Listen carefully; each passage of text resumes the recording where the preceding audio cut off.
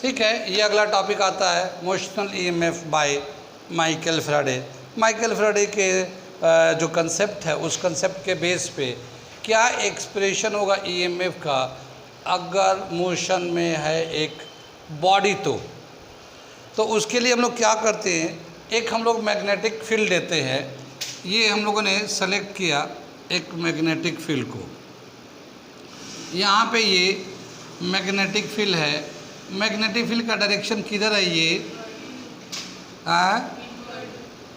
Into the paper, ये या board के अंदर में। क्रॉस जब दिखाते हैं हम लोग तो इनवर्ड दिखाते हैं, और डॉट जब दिखाते हैं तो आउटवर्ड दिखाते हैं।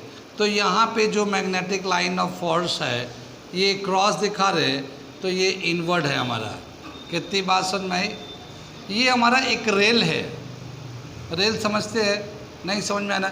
ये मान लो कि ये एक बॉर्डर है और इस पे जो है एक रॉड रख दिया, जैसे रेलवे ट्रैक होता ना, तो वो रेल के बीच होता है, उस पर एक रॉड रख देंगे और रॉड को घुमा रहे हैं या बॉडी को घुमा रहे हैं। तो ये एक हम लोग मान लो एक इस तरह से रॉड है, या फिर हम इसको चाहे तो एक रेक्टेंगुलर शीट बना लेते हैं। ठीक है,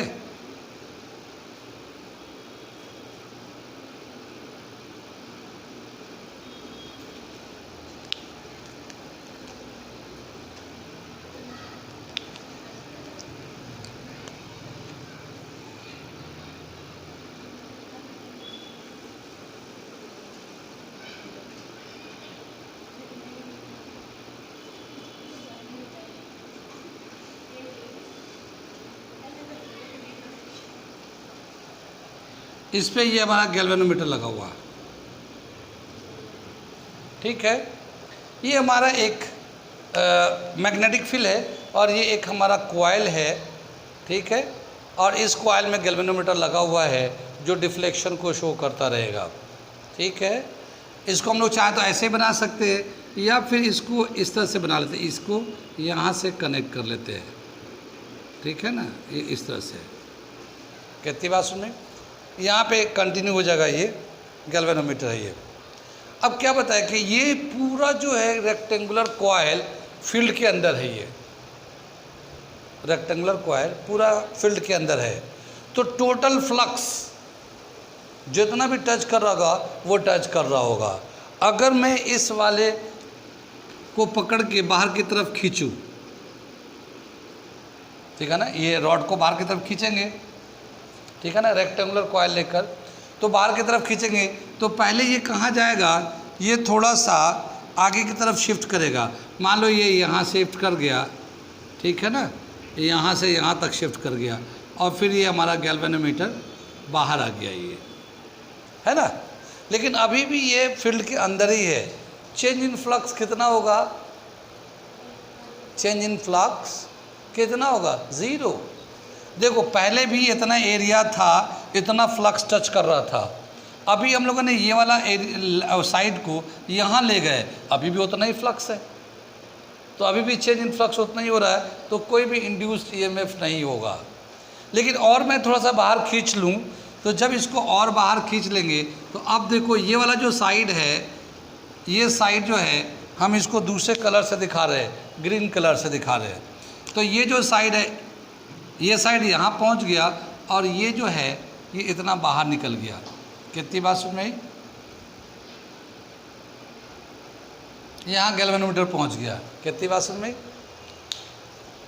तो अब जो है इस रेक्टेंगुलर कॉइल का इतने में तो फ्लक्स था, मगर ये फ्लक्स नहीं है, यहाँ से मैग्नेटिक लाइन ऑफ पास नहीं कर रहा। यानी जितना पहले इस रेक्टेंगल में इनक्लोज कर रहा था अब उससे घट गया, उससे कम हो गया, क्योंकि कुछ ही पार्ट में अब magnetic line of force touch कर रहे हैं, बाकी पार्ट तो वो कम हो गया। तो क्या हुआ, जब ये यहाँ से निकला होगा तो डिक्रीज करना शुरू किया होगा। एरिया जिसमें magnetic line of force touch कर रहा है वो आहिस्ता आहिस्ता घटता जा रहा होगा, घटता जा रहा होगा, घटता जा रहा होगा, घटता यहाँ तक चला गया। तो अब सिर्फ इतना ही में magnetic line of force pass करेगा। कितनी बात सुन में, आगे चले पीछे चले, अगर वो पूरा फील्ड में था तो मैग्नेटिक लाइन ऑफ फोर्स सब पूरा ही टच कर रहा था। थोड़ा सा आगे कर लिया तब भी उतना ही टच कर रहा था, थोड़ा सा और आगे कर लिया तब भी उतना ही टच कर रहा था, चेंज इन फ्लक्स जीरो था, गैल्वेनोमीटर में डिफ्लेक्शन जीरो होगा। लेकिन जैसे वह इस वायर से, जहाँ से हम लोग मैग्नेटिक लाइन का फोर्स का बाउंड्री देखा है कि यहाँ पे मैग्नेटिक फोर्स है, जैसे ये वाला कॉइल जो रेड से बना था ब्लू से बनाया है, वो सॉरी ग्रीन से बनाया है, तो ग्रीन का जैसे बाहर जाने लगेगा इससे, तो फ्लक्स यहाँ से कम होता जाएगा, क्योंकि यहाँ पे अब कोई फ्लक्स है नहीं, तो वो उतना कम हो गया। थोड़ा और बाहर है तो थोड़ा सा और कम हो जाएगा इसके। जैसे यहाँ पे था ये, मान लो 1000 इससे पास कर रहा था, ये रेड वाले से 1000 पास कर रहा था, यहाँ डॉट से लेके आए तो ये डॉट से अभी भी 1000 पास कर रहा होगा। अब हमने थोड़ा सा बाहर ले गए इसको, मैं थोड़ा सा यहाँ पे एक बना लेता हूँ, यहाँ पे ले लेता हूँ। तो अब क्या हो गया कि इसका जो एरिया घट गया, तो अब 1000 से कम पास करो, क्योंकि यहीं पे मैग्नेटिक लाइन ऑफ फोर्स है, यहाँ तो है नहीं, तो वो टच नहीं कर रहा होगा। फिर जैसे जैसे आगे जाएंगे वैसे वैसे वो घटता जाएगा, क्योंकि ये जो वैकेंट एरिया यहाँ पे मैग्नेटिक लाइन ऑफ फोर्स नहीं है, जो पार्ट इसके अंदर होगा उसी से पास कर रहा होगा। कितनी बात समझ में आई? तो क्या समझ में आ गया? जैसे जैसे इसको हम लोग बाहर की तरफ खींच ले जा रहे हैं, खींच के ले, वैसे वैसे magnetic line of force touching to the coil और passing through the given area is decreasing. और यहाँ जैसे डिक्रीज कर रहा होगा, चेंज इन फ्लक्स हो रहा होगा, चेंज इन फ्लक्स हो रहा होगा, इंड्यूस्ड ईएमएफ बनेगा, इंड्यूस्ड ईएमएफ होगा तो फिर करंट भी बनेगा। कितनी बात समझ में? जो करंट होगा उसका अपना एक डायरेक्शन भी होगा। क्या? जो करंट बनेगा उसका एक अपना डायरेक्शन भी होगा, और उस डायरेक्शन की वजह से फिर एक मैग्नेटिक फील्ड बन रहा होगा। और वो जो मैग्नेटिक फील्ड बनेगा वो, और जो बाहर वाला मैग्नेटिक खींचने वाला जो हम लोग खींच के ले जा रहे ना, तो कॉज है खींच रहे, तो उसके अपोजिट में, यानी बाहर का एक्सटर्नल फोर्स जो लग रहा है उस फोर्स के अपोजिट में एक फोर्स लगेगा जो कॉज को अपोज करेगा, कॉज को अपोज करेगा। तो जितना यहाँ से जो बॉडी को बाहर मूव कर रहे हैं, कांस्टेंट स्पीड से मूव कर रहे हैं बाहर की तरफ कांस्टेंट स्पीड से मूव कर रहे हैं, तो वो कांस्टेंट स्पीड से बाहर चलता चला जाएगा। कितनी बात सुन में? कितनी बातें? अब इसको सेक्शन वाइज समझिए। एक सेक्शन में क्या हो रहा है कि जब ये फील्ड बाहर निकल गया, जो रेक्टेंगुलर कॉइल लिया है वो कॉइल इस मैग्नेटिक फील्ड के रेंज से थोड़ा बाहर निकला, तो फ्लक्स कम हो गया अब जो उस रेक्टेंगल में जितना था। जब फ्लक्स कम हो गया तो जाहिर है चेंज इन फ्लक्स हो गया, चेंज इन फ्लक्स हो जाएगा, इंड्यूस करंट हो जाएगा, इंड्यूस्ड ईएमएफ, इंड्यूस करंट। वो किस में होगा? इस वायर में होगा, ठीक है ना, इस वायर में होगा। ये तो बाहर गया, ये तो बाहर चला गया, तो अब इसमें करंट, ये तो करंट को सर्किट कंप्लीट करेगा, मगर इसमें करंट बनेगा। जो करंट बन रहा होगा वो ऐसे डायरेक्शन से चलेगा कि उस करंट की वजह से दोबारा मैग्नेटिक फील्ड बनेगा, जो कि पिछले वाला चैप्टर में पढ़ा था, magnetic effect of electric current से। वो मैग्नेटिक फील्ड का जो पोलैरिटी होगा कुछ इस तरह से बनना है कि ये जो फोर्स ला के बाहर ले जा रहे हैं हम लोग, उस फोर्स के अगेंस्ट में फोर्स लगे, क्योंकि हमें पता है कि मैग्नेटिक फील्ड में जब करंट कैरिंग वायर को मूव कराते हैं तो उस पर एक फोर्स लगता है, और वो फोर्स का वैल्यू होता है BIL sin theta. B magnetic field, I current, L length of the wire inside the magnetic field, उतना फोर्स लगेगा। अब वो फोर्स जो इस करंट की वजह से लग रहा होगा, वो जो हम इसको बाहर निकाल लेते हैं, अपने आप से तो बाहर जा नहीं रहा होगा, हम तो खींच के ले जा रहे हैं ना। खींचने का मतलब हम फोर्स लगा रहे हैं, जितना हम फोर्स लगाएंगे उतना ही फोर्स इस वायर पे इनवर्ड लगेगा। लेकिन जब फोर्स बराबर हो जाएगा तो एक्सेलरेशन जीरो हो जाएगा।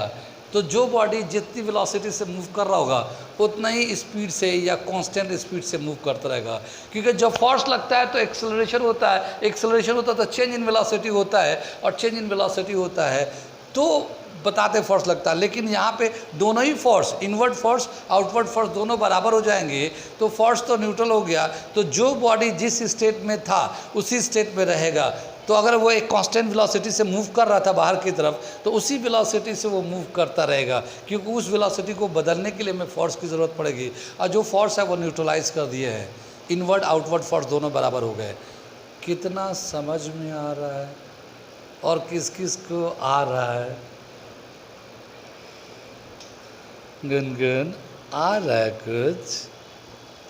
रेक्टेंगुलर शीट है, जैसे हम जो बाहर निकालेंगे फ्लक्स कम होता जाएगा, फ्लक्स कम होता जाएगा, इंड्यूस्ड ईएमएफ होगा, इंड्यूस्ड ईएमएफ की वजह से एक करंट होगा उस वायर में जिस पे करंट और जो मैग्नेटिक फील्ड के अंदर होगा, ठीक है ना। ये वाला साइड तो बाहर चला गया, ये वाला साइड अभी अंदर है, तो इस पर करंट चल रहा होगा, इस पर एक फोर्स लगेगा, वो फोर्स BIL के बराबर होगा, वो फोर्स इस फोर्स के बराबर होगा जो बाहर की तरफ लगा है, इस पे अंदर की तरफ लग रहा होगा, दोनों बैलेंस कर जाएंगे। जब दोनों बैलेंस कर जाएंगे तो चूंकि हम इस बॉडी को पहले से मोशन में रखे हैं, एक कांस्टेंट स्पीड से ले जा रहे थे, तो उसी स्पीड से वो बाहर जाता रहेगा। या अगर अंदर लेके आ रहे हैं, जैसे वो बाहर है फिर अंदर लेके आ रहे हैं, तो वो अंदर भी आएगा कांस्टेंट स्पीड से। कितनी बात समझ में आई? अब हम इसका एक एक्सप्रेशन लिखेंगे, इतना नोट करिए। क्या बताया कि जैसे ये जो हमारा रेड वाला था, जिस वक्त ये रेड वाला था यहाँ से यहाँ तक था ये, तो ये जो लेंथ है, ठीक है, और ये एक लेंथ है, तो इसको हम लोग L ले लेते हैं यहाँ से यहाँ तक, ये यहाँ से यहाँ तक L ले लेते हैं, और इससे हम लोग ब्रेथ ले लेते हैं, यहाँ से यहाँ तक ब्रेथ ले लेते हैं। कितनी बार? जो इनसाइड द मैग्नेटिक फील्ड है। अब ये हम लोगों ने फिर इसको आगे खींच के ले गए थे, तो ये ग्रीन वाला से दिखा रहे हैं, क्या ग्रीन वाले से दिखा रहे हैं, तो ये जो ग्रीन वाला लेंथ है, ये वाला सेक्शन, ये तो उतना ही रहेगा, ये वाला जो है पार्ट ये L के बराबर ही रहेगा, ये घटेगा बढ़ेगा नहीं। लेकिन यहाँ से देखो ग्रीन वाला इतना बाहर चला गया, तो जो अंदर में बचा हुआ पार्ट है यहाँ से यहाँ तक, ये x मान लेते हैं, यानी ब्रेथ जो है ना डिक्रीज कर रहा है जब बाहर की तरफ ले जा रहे। तो टोटल ब्रेथ तो B था, लेकिन जब इतना पार्ट बाहर चला गया तो अब बचा हुआ जो है वो x लेंथ है जो इनसाइड द मैग्नेटिक फील्ड है।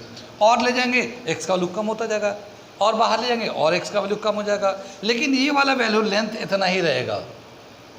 कितनी बात सुनी?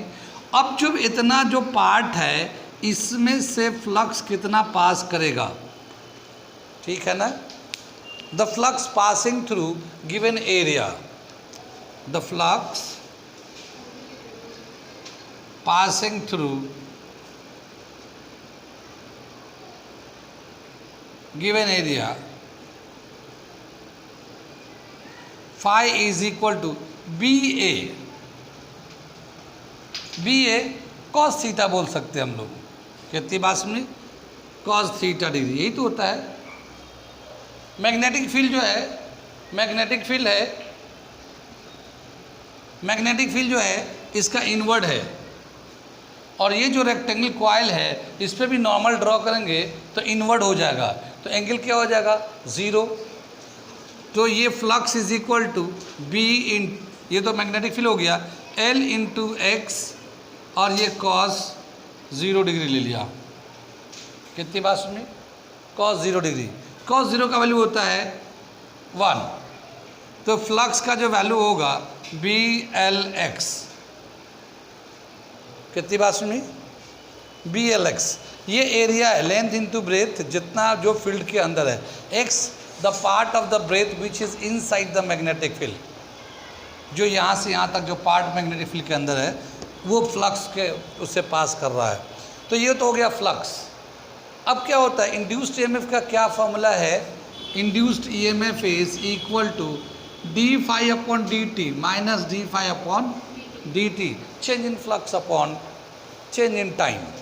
ठीक है, यहाँ पे फ्लक्स का जो वैल्यू है माइनस डी, यहाँ पे फ्लक्स का वैल्यू है BLX अपॉन dt। ठीक है ना, जो D है ना, very small change in, differentiate भी बोलते हैं हम लोग, वेरी स्मॉल चेंज। यहाँ पे B जो है ना मैग्नेटिक फील्ड, ये तो कांस्टेंट है, मैग्नेटिक फील्ड कुछ चेंज नहीं कर रहे हम लोग, लेंथ भी उतना ही है, L उतना ही है, सिर्फ x में चेंज आ रहा है। तो क्या आ जाएगा? Induced EMF is equal to minus BL dx upon dt, ये ऐसे आ जाएगा हमारा। dx अपॉन dt v के वेलोसिटी के बराबर, change in distance upon change in time, ये वेलोसिटी के बराबर होगा। तो ये माइनस BLV, ये हमारा मोशनल ईएमएफ का फॉर्मूला हो जाता है।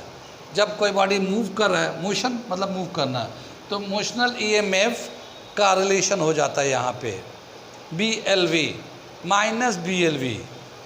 ठीक है, कितनी बात समझ में आई? ये हमारा एक्सप्रेशन है, इसे नोट कर लीजिए। फिर मैं इसके बाद आगे बहुत सारी बातें हैं, बहुत ध्यान से समझना है। अगर उस चीज़ को समझना चाहते हैं जो कल पढ़ाए जाएंगे, तो इसके लिए आज और बीते हुए कल में जो बताए गए हैं उस सारी बातों को क्लियर कर लीजिए, एक्सप्लेनेशन समझ लीजिए, तभी जाके ये आगे का मज़ा आएगा, वरना तो फिर सज़ा होने लगेगा। ठीक है ना?